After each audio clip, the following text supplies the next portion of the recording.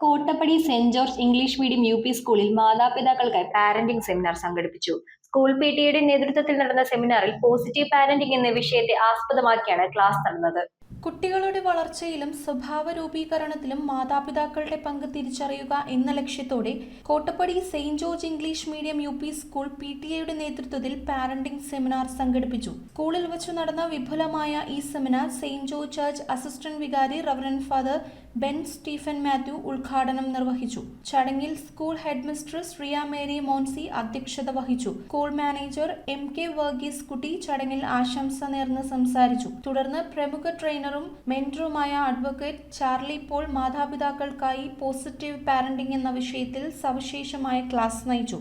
മാറുന്ന കാലഘട്ടത്തിൽ കുട്ടികളെ എങ്ങനെ പോസിറ്റീവായി വളർത്തിയെടുക്കാം എന്ന് അദ്ദേഹം ക്ലാസ്സിലൂടെ വിശദീകരിച്ചു. നിരവധി മാതാപിതാക്കളാണ് സെമിനാറിൽ പങ്കെടുത്തത്. ചടങ്ങിൽ ഷൈനി ജോൺ സ്വാഗതവും ഇ.പി. മിനി നന്ദിയും രേഖപ്പെടുത്തി. News bureau, Kothamangalam.